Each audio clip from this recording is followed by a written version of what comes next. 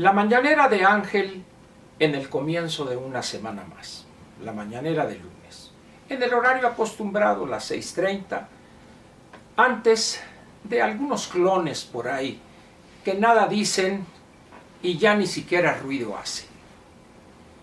Hoy hablaré de algo que pienso sucederá esta semana. No es jugarle al adivino, al Walter Mercado, al profesor Sellagro, a Madame Sassou o Samira pretendiendo emular las dotes de la adivinación y de predecir el futuro que tienen estos grandes cuatro personajes de la estafa a los ingenuos.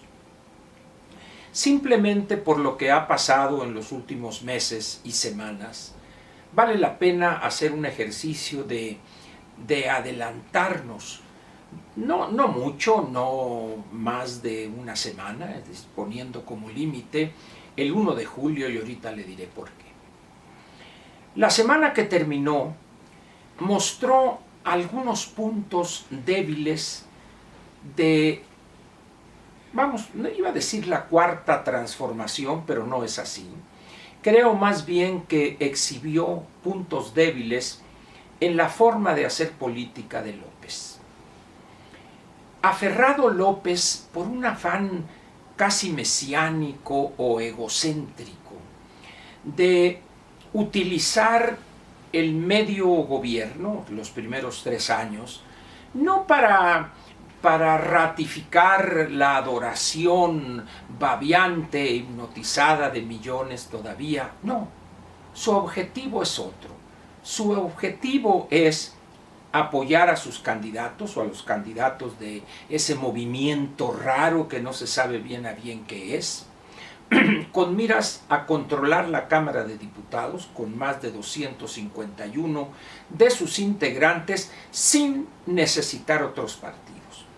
Cosa que se empieza a ver cada día más difícil. Sin embargo, esa es la verdadera intención de él. Y la revocación de mandato se ajusta perfectamente, piensa él, a esa perversa intención. Las cosas no le han salido. Poco a poco empieza a darse un ambiente de rechazo a ocurrencias como esa, entre otras. El Senado de la República tuvo que declararse en receso porque no pudo sacar adelante los dictámenes que estaban elaborados. Se dijo en receso de aquí al 1 de julio. Muy bien. ¿Qué va a pasar el 1 de julio?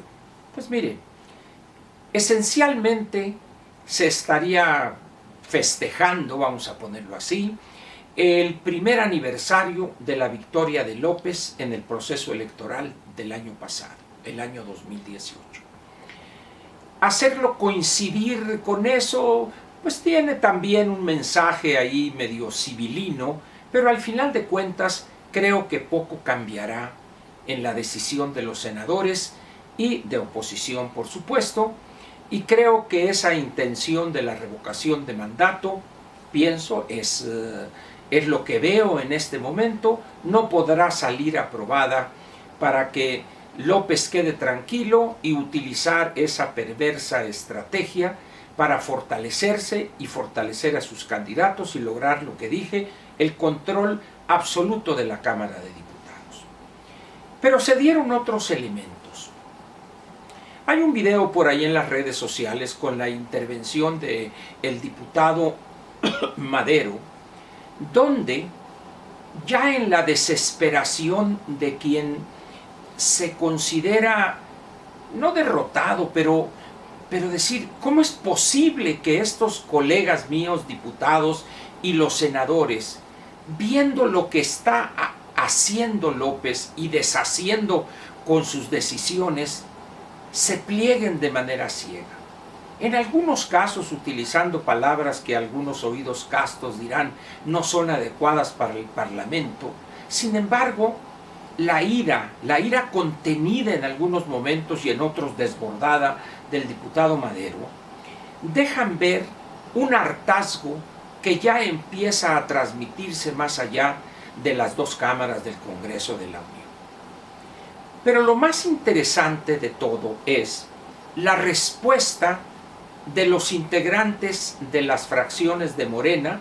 Estamos hablando de la comisión permanente, si no estoy equivocado. Pero de alguna manera hay un inmovilismo o una aquiescencia general y un silencio cómplice, vergonzante además, que exhibe la cobardía de no pocos legisladores. ¿Qué va a pasar el 1 de julio? Es probable que saquen adelante lo que se han propuesto. Sin embargo, como diría el clásico, podrán vencer, pero no han podido convencer. En la democracia es aceptable la aritmética. ¿Qué quiero decir con esto? Que el que tiene la mayoría o logra conformar en esa votación específica la mayoría, que es 50% más 1 o las 2/3 partes si se tratare de la mayoría calificada, es el que obtiene la victoria, pongámoslo así, en la discusión de esa o de aquella ley o de aquella reforma legal o reforma constitucional. Sin embargo, la democracia no es únicamente esa cuestión numérica, va más allá, tiene que ver un poco con la decencia política y también con lo que verdaderamente requiere el país, su economía, la sociedad entera, y no con los caprichos del poderoso en turno. Pero hoy, con la gobernación que está planteando López, se ha privilegiado la ocurrencia, el desatino, aplaudir la ofensa, la denostación de los adversarios, defenestrarlos. Eso es en esencia lo que ha hecho López. Amén de cancelar o liquidar una serie de instituciones que, si bien no eran perfectas, pero sí eran perfectibles. Ante la necesidad enfermiza de cumplir con esa ilusión que jamás será concretada, de convertir otra vez a Pemex en la palanca del desarrollo, si es que alguna vez lo fue, ahí vamos posiblemente a caer en una debacle o hundirnos en el precipicio antes de que se logre eso, que es además imposible en las condiciones actuales de México y del mundo. No le alcanzan las áreas del sector público para recortar, no le alcanza la burocracia para despedir a miles más, para satisfacer las necesidades de Pemex. Y ahora, las necesidades de apoyar en un acto demagógico a los migrantes, pensando que de esa manera va a quedar bien López con algunos presidentes cuyos antecedentes son o los convierten en impresentables. Sin embargo, ahora son los amigochos de López. Nada va a cambiar en Centroamérica, o al menos en el Triángulo Norte, Guatemala, Salvador y Honduras, con 20, 50 o 100 millones de dólares, o con tantas hectáreas de sembradores. No es cierto eso. Los cambios en sociedades tan atrasadas y tan caciquiles como esas tres toman generaciones para concretarse. Y sobre todo se trata de que el gobernante entienda cuáles son las causas fundamentales, profundas, estructuralmente hablando, de esas limitaciones, de esos problemas, para empezar a atacarlos.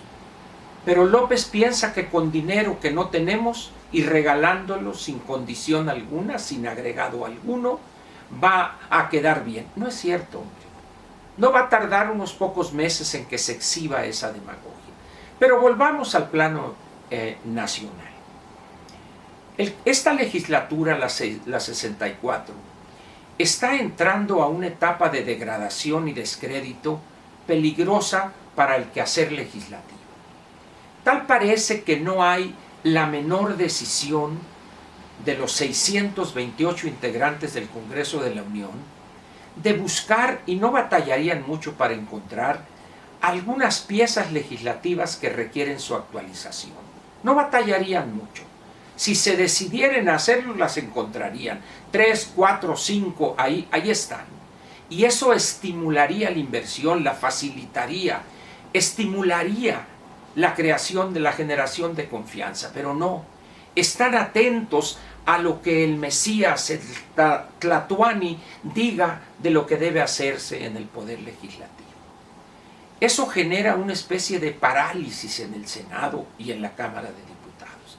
Y cuando quieren sacar adelante tal o cual pieza legislativa enviada o deseada por López, se encuentran con que el daño que éste ha hecho en las últimas semanas hace que la reacción de las otras fracciones parlamentarias sea completamente negativa y se rechace lo que pretende lograr Morena y sus parlamentarios y sus legisladores.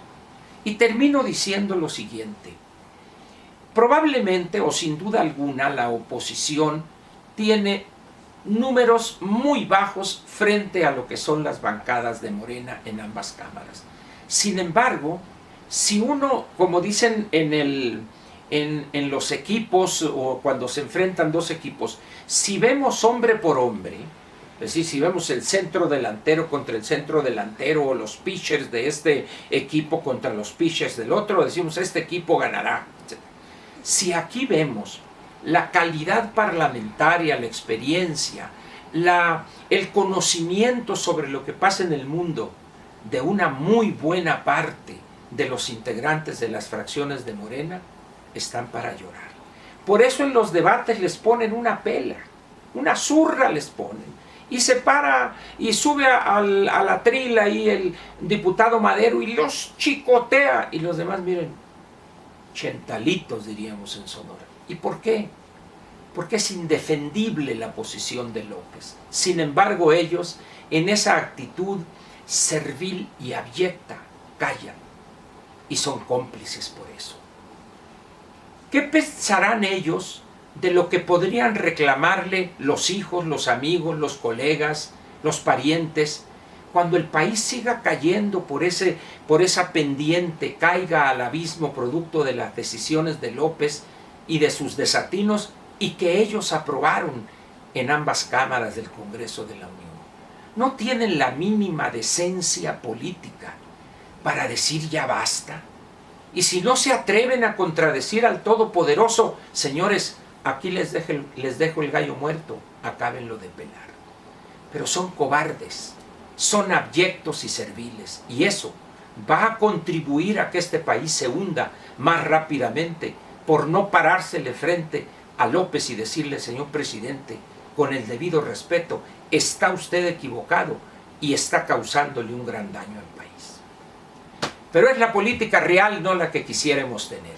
Le agradezco su presencia y lo espero mañana martes en una mañanera más de Ángel y de usted. Gracias.